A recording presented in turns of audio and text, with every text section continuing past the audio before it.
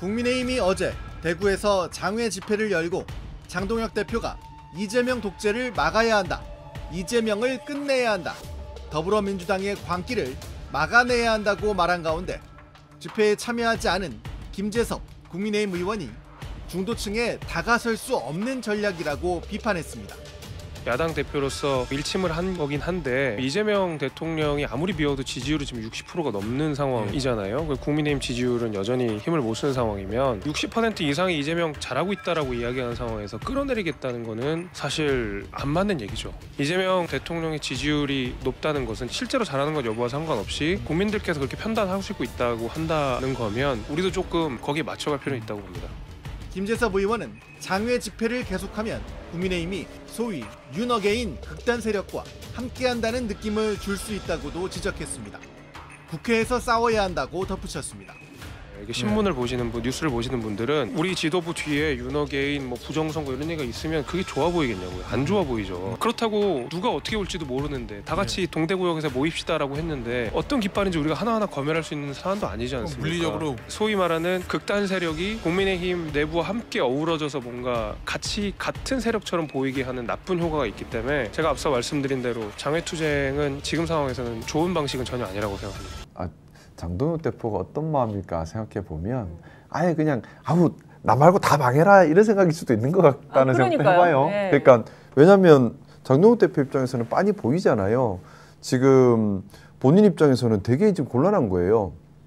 뭐냐면 내년 지방선거 때 참패하면 자기 자리 없어지는 건 이제 끝나는 건 그건 기정사실이고 참패를 면하려면 뭔가 합리적 모습을 보여야 하는데 그러면 뭔가 윤어게인과는 좀 뭔가 단절을 시도를 하기는 해야 되고 근데 이걸 하려고 하니 지지층이 싹 다 이탈을 해버리고 친한계는 어차피 적이고 보수 그나마 이제 국민의힘 당원들은 이제 통일교, 신천지, 강성, 개신교 그리고 또 보수 유튜버 여기에 거의 지금 포섭이 돼 있는 상태고 여기는 윤어게인을 주장을 하고 있고 완전히 지금 진퇴양난이거든요. 그런데 또 원내 의원들도 보면 지금 장동혁 대표를 따르기보다는 자신들의 공천권, 지역의 기득권을 지키거나 아니면은 수사로부터 막아주기를 원하는 전혀 다른 니즈가 있다고요, 지금. 그러면 장동혁 입장에서는 아예 그냥 올해 나 말고 다 죽어라, 그냥. 그래서 남으면 그래도 머릿속에 그 생각을 할 거예요. 그리고 대한민국 국민의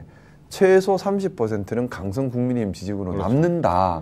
나는 이 기반만 있으면 나 말고 다 죽으면 이거 기반으로 나 혼자 장동혁 왕국을 세울 수 있어 라는 생각을 할 수도 있지 않을까라고 추정을 해요. 그래서 수사 들어오면 문 열어주고 구속하면 잡아가라 하고 그게 본인한테 유리할 수도 있다는 거죠. 그렇죠. 이제 정치적인 계산을 해보면 본인이 살기 위해서 남을 죽여야 하는 그 소신도 없고 방향성도 없고 기회주의적 성향이 강하면 그런 생각을 할 수도 있지 않을까요? 왜냐하면 제가 살아오면서 본 기회주의적인 사람들의 특징은 비겁함이었거든요. 비열함이고. 그러니까 방금 말씀하시는 장동혁의 처지가 약간 외통수에 몰린 것 같이 느껴지기도 하잖아요. 근데 자기가 생각하는 이 상황에서 빠져가는 묘수, 그러니까 극우 쪽 윤석열 어게인 부정선거론 이런 것도 안 하고 또 중도를 약간의 합리적인 중도까지 포섭하면서 나갈 수 있는 탈출구가 어딘가. 이거는 자기가 생각했을 때 이재명 대통령에 대한 재판 재개 운동. 그래서 이재명 대통령은 범죄자고 당선 무효인데 이게 지금 법원이 이상하게 굴복해가지고 지금 재판이 멈춰있다. 재개시켜가지고 당선 무효 만들자라는 쪽으로 우리 모든 화력을 모으자라고 머리를 짠 것 같아요. 그러면 법적으로 안 되잖아요. 말이 안 되잖아요. 말이 안 되잖아요. 말이 안 되잖아요. 법원이 자기가 재판을 중단을 했어요.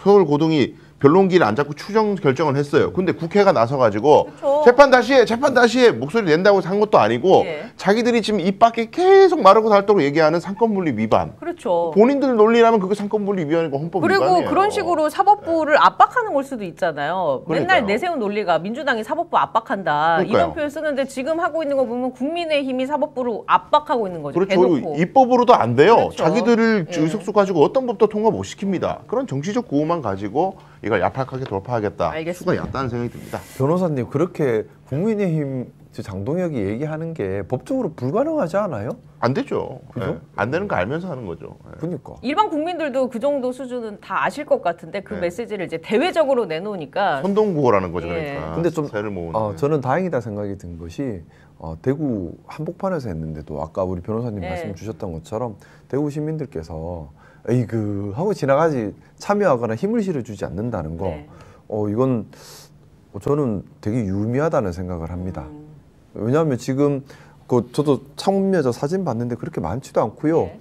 당협별로 300명, 200명씩 다 동원하라 했잖아요. 그것만 다 동원돼도 저거보다 많아야 되거든요. 동원도 잘 안 된 거예요. 달리 말하면 대구 시민들은 거의 관심이 없었다는 얘기니까. 그러면 이거는 좀 유의미한 변화가 아닌가라는 생각을 좀 해봤습니다. 네.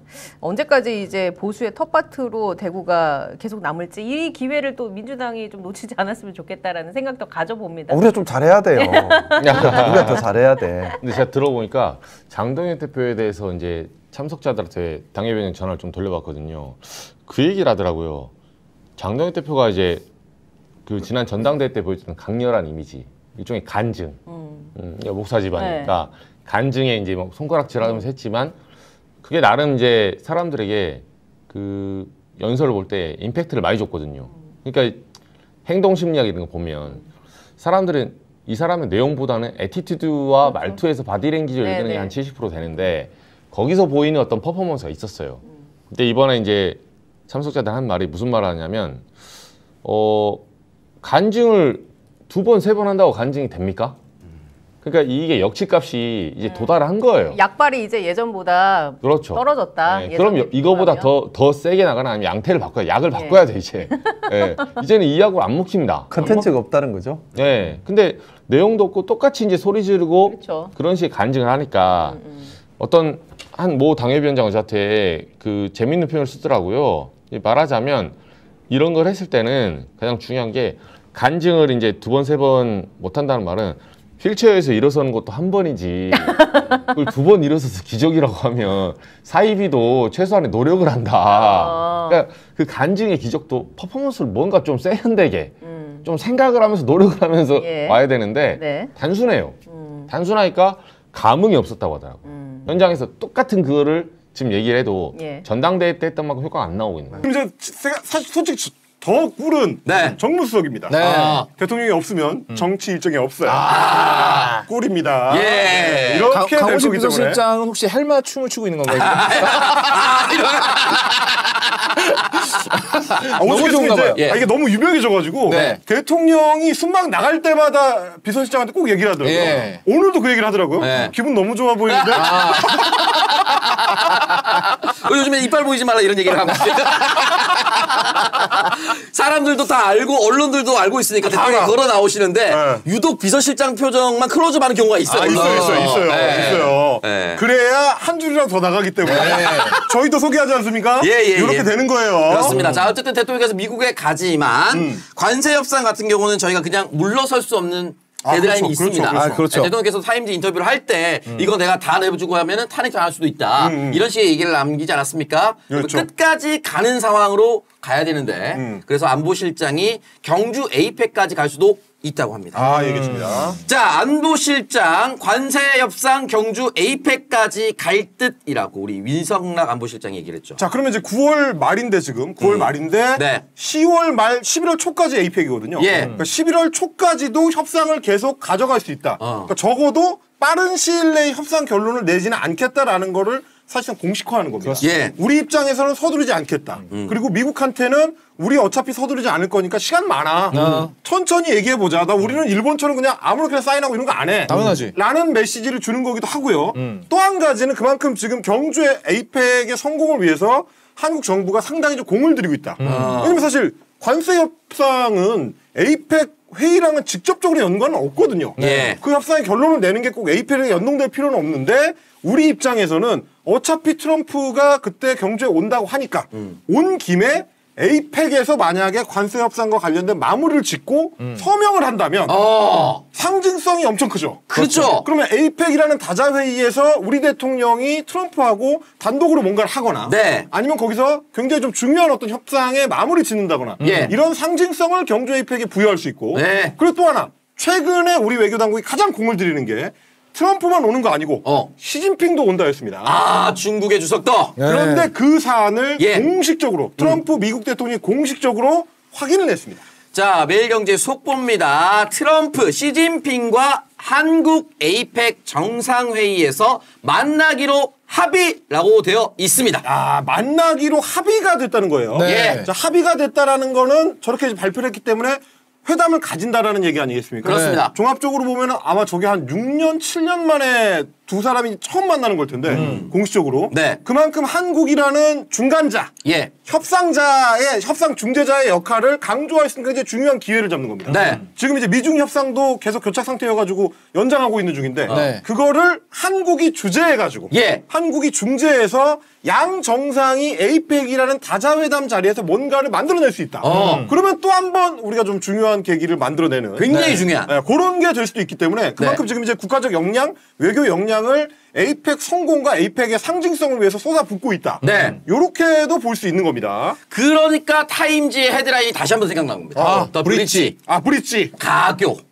이재명 대통령이 가교 역할을 북한과도 하지만 중국과 미국까지도 그렇죠. 해줄 수 있는 상황에 열려 있다는 그러니까 거죠. 이게 거꾸로 네. 생각해 보면 일본은 저희가 이제 지난주에도 계속 말씀드렸지만 사실상 ATM기가 돼버렸어요. 그렇죠. 그냥 트럼프가 돈 찾고 싶으면 와가지고 이제 야. 버튼 누르고 투자해. 뽑자라는 네. 거의 ATM기가 됐는데 네. 그럼 우리가 일본처럼 그런 협상을 하지 않으려면 뭘 해야 될지를 고민을 많이 했을 거거든요. 그렇습니다. 그러니까 지난번에 한미 정상회담 할 때까지만 하더라도 이렇게 부드럽게 잘 해가지고 그 다음 단계로 넘어가야지라고 했는데 일본 애들 하는 거 보니까 저게 아니야. 아니지. 그럼 우리는 1대1로 마주 앉는 상황. 그러니까 하나의 사안을 가지고 이것만 딜치는 상황을 만들면 안 되겠다. 네. 라는 생각을 한 걸로 보입니다. 예. 근데 거기다가 계속 조건을 다른 걸 붙이는 거죠. 네. 우리는 뭐 니네한테 조선업 관련된 기술도 지원해 줄 거고 우리 지금 야 이게 조지아 공장 멈췄잖아. 어떡할 거야? 우리 그냥은 못 가. 그렇죠. 우리가 뭔가를 보장을 해줘야 돼. 그렇습니다. 근데 그럴 때 쓱 요 협정 또 끼워 넣는 거고. 야 그렇죠. 관세도 이렇게 잘해가지고 네. 쓱 끼워 넣는 거고. 예. 그리고 이제 미국이랑 중국이랑 화해하는 것도 야 우리가 중간에 잘 이렇게 중재를 네. 해가지고 풀어줄게. 네. 자리 만들어 준다니까. 네. 계기가 있어야 만날 거 아니야. 예. 근데 그때 우리 관세 협상도 잘 이렇게 네. 이런 식으로 말하자면 의제를 계속 벌리는 거죠. 여러 개로. 여러 개로 던져서 우리가 미국한테 해줄 수 있는 게 한 가지가 아니다. 네. 우리가 그 뭐 500조 이거 주는 게 끝이 아니고 네. 우리가 당신네들한테 줄 수 있는 게 돈 말고도 많아. 네. 그러니까 좀 깎아줘. 아이고 뭐 어쩔 수 없는 거예요. 그러면 다른 대통령이 됐으면 그렇게 얘기 안 할 겁니까? 모든 상황이 똑같은 거예요. 우리가 네. 해줄 수 있는 게 많으니까 예. 사정을 좀 봐달라. 네. 이렇게 지금 이제 약간 그 협상을 전체적으로 좀 크게 벌려가지고 예. 그래서 협상을 좀 끌어가려는 거 아니냐. 네. 이런 생각하게 되는 거죠. 굉장히 맛있는 거 많아. 황남빵 먹이고 그렇게. 황리단께 한번 걸으면서 황남빵 하나씩 먹여주면서. 대전빵 맛있어요. 예, 그리고 뭐 오늘도 나온 보도 보니까 서울 신라호텔에 예약돼 있던 그 예식을 취소하는 뭐 이게 있어요. 그게 아마 이제 그 보통 미국 대통령이나 중국 같은 경우는 통으로 밀리니까. 그렇죠. 그걸로 추정해 볼 수밖에 없죠 우리가. 11월 초거든요 지금. 예. 에이펙이 11월 초까지 열립니다. 예. 그러면 아마 미국 대통령이나 중국 대통령이 신라호텔에 묵으면서 네. 양자 회담을 거기서 할 가능성. 이런 것까지 좀 전체적으로 보면 네. 에이펙이 굉장히 좀 큰 국가적 이벤트가 될 수도 있겠다. 그렇습니다. 이런 생각을 하게 되는 그러니까 거죠. 현대 지금 외교 정상 회의 같은 경우는 만나서 결정하는 경우는 거의 없으니까. 맞아요. 이 미리 사전에 다 준비를 하고 있는 거. 물론 이제 당일 취소를 빨리 받은 사람은 좀 안타깝지만 그 부분에서는 호텔 측에서 또 정부에서 잘 해결을 해줘야겠죠. 자, 김병곤님 또 슈퍼챗 보내주셔서 감사드리고요. 빵야빵냥님 전북 완주 고산고 선생님 칭찬해주세요. 아이들 하나하나 포기하지 않는 참 선생님입니다. 이렇게 얘기해주셨고요. 훌륭하십니다. 권순철님도 또 슈퍼챗 보내주셔서 너무너무 감사드리겠습니다. 자, 경주에서 그러면 대구로 올라와 보겠습니다. 대구입니다. 바로 어제였죠? 난리 났습니다. 예, 주말 집회를 예고했었던 국민의힘. 주말 집회 난리도 아니었는데요. 난리도 아니었죠. 자, 온갖 드론 멘트들이 다 나왔는데 당대표와 최고위원 입에서 직접 다 나왔습니다.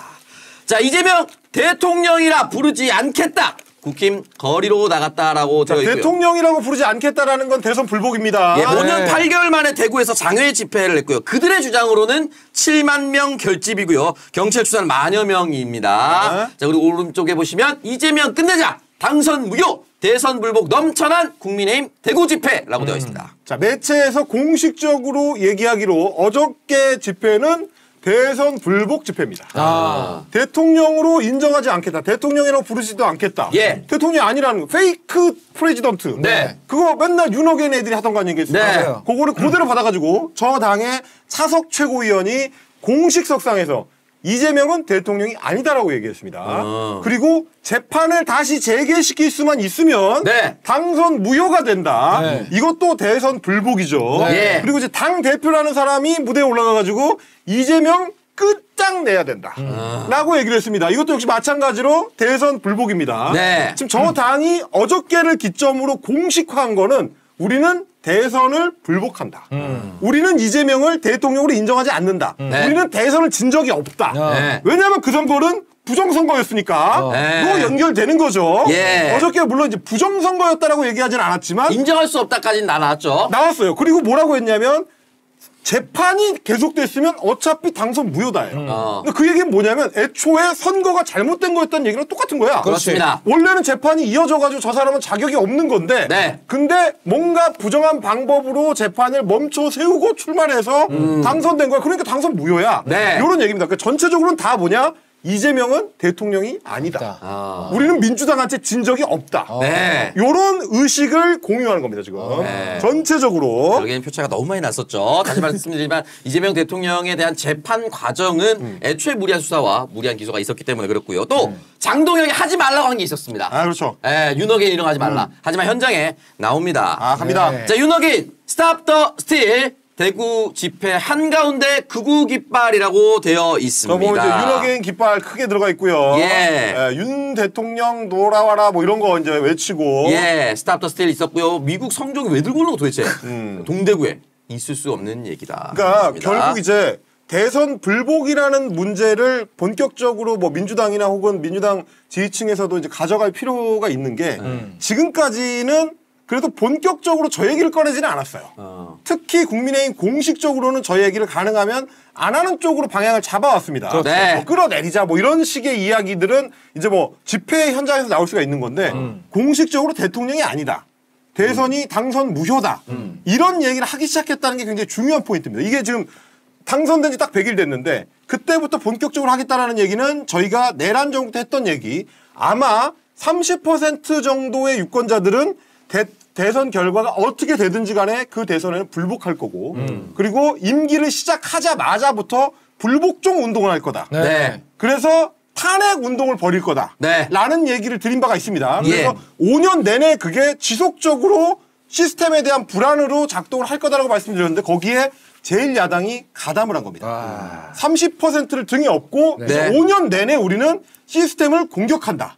우리는 이 정부를 정부로 인정하지 않는다. 예. 이거는 때려 엎어야 되는 반동 정부다. 네. 라고 선언을 하고 출발을 하는 겁니다. 네. 그 저희가 밑에, 우려했던 네. 대로 가는 거예요. 그 밑에 이 말 너무 웃겨. 국힘 지도부가 네. 우리는 만류했는데 어떻게 해야 될지 모르겠다. 어. 떻게 해야 되긴 새끼들아 손절을 해야지. 네. 이거 그냥 그대로 가져갈 거야? 아, 예전에 제가 이제 영입 인사 때 전국을 이제 토크 콘서트 더불어민주당 콘서트 거기에서도 이제 이상한 피켓 시위 하시는 분들이 있습니다.